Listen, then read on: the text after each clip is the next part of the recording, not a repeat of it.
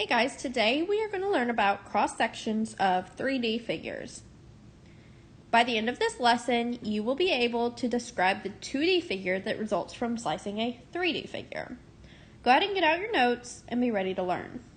Before we get started with our actual notes, I've got some pictures here to show you what a cross section really is. So it's like we said in our I can statement, it is where you take a 3D figure and you slice it. So in this first picture over here, we've got some bread. And when we slice it, the cross section is this 2D image right here. So in this case, it's not perfect, but it's kind of like a square rectangle, probably more like a rectangle. Over here at this picture, we've got, it's maybe another kind of bread or a dessert of some kind. And this one's not really a perfect 2D shape that we probably can name. But the cross section is that image right there. Right here in the middle, we have a tube of toothpaste. Now, this tube of toothpaste, if I cut it in different places, it might look a little different because we know that a tube of toothpaste kind of gets slimmer towards the ends there where it's clamped off. But where they've sliced it right here, it looks like we've got a pretty perfect circle. Over here, we have a tree, and it's got a lot of like words on it, but this is basically like if I went and chopped a tree down right there, and then this image is what I get, and that is a circle. So the cross section here is a circle. And over here in this last image, we've actually got two different things. We've got some coffee and some donuts that are sliced. So this coffee right here kind of makes this image maybe like a parallelogram, and then this donut right here, we've got this slice that maybe is kind of like a little rectangle with some curved edges. So this is what we're going to be looking at, is when we slice 3D figures, we're going to see what the 2D image is that is the result of that. So looking at our notes, it says that at a bakery they make fresh and delicious loaves of bread. The bread is sold whole, or you can ask the baker to slice the bread.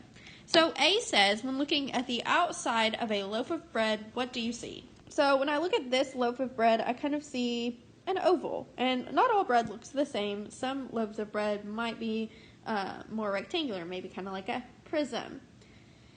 B says, once the bread is sliced, what do you see? So we saw that over here, we had a picture of bread, and it kind of looks like it's a rectangle, not a perfect rectangle. So on this one, if I were to slice it right here, I would probably see something similar. The next one says, can you slice a loaf of bread multiple ways? What is the difference? So when we're slicing it for sandwiches, it's usually sliced like this. But if you ever have like garlic bread, sometimes it is sliced a little bit different. So that's the way we see it for like sandwich bread, but then we might also see it cut this way for like loaves of garlic bread. We're going to see what's the definition of a cross-section. A cross-section is, again, that image that we're going to get from slicing a 3D figure. So the first part of this says, similar to viewing an object from different perspectives, a cross-section is formed when a 3D object is cut or sliced in various directions. There are three ways that a figure can be sliced. First is that it can be sliced parallel to the base. So parallel is like in that image that I have up at the top where it's the red line. So that would be where I'm cutting it would never touch the bottom of the figure. That's what parallel is. Perpendicular is what I have in blue. So that's where it would, if I were to cut an object straight down, it would come in contact with the bottom or with the table that I'm cutting the object on. We also, perpendicular also makes right angles. So we kind of looked at right angles, some in our angles unit. So perpendicular is making two right angles. Then you can also cut it at an angle. So I'll show you up here in this bread, that would be like if I took my knife and just kind of sliced it at a random angle. So again, from that angles unit here, we're not parallel, we're not perpendicular, we've kind of made like some obtuse and cute angles there. That's the three ways that a figure can be sliced: parallel, perpendicular, or at an angle. Next, we're going to use our understanding of cross-sections to complete the table below. So we're going to see what image would be created if I cut these different 3D figures, a rectangular prism, rectangular pyramid, and a cube if I cut it parallel, perpendicular, and at an angle. So let's start with the rectangular prism. If I were to cut it parallel to the base, what kind of shape would I get? For this figure, if I were to cut it parallel to the base, I'm going to get a rectangle. Also, if I cut it parallel or perpendicular to the base, so straight down, I'm also going to get a rectangle. It probably will be a different sized rectangle though. And then cut at an angle. Cutting at an angle is a little bit harder to determine because it's going to just kind of depends on what angle that you're cutting it at. So if I were to just kind of make a little slice here, or I could make a little slice here, or a slice here. There's all kinds of different angles. So for cutting it at an angle, it's going to depend on what angle is cut, and there could be several options. Most often we're going to look to see when it's cut parallel or perpendicular. Let's go ahead and look at the rectangular pyramid.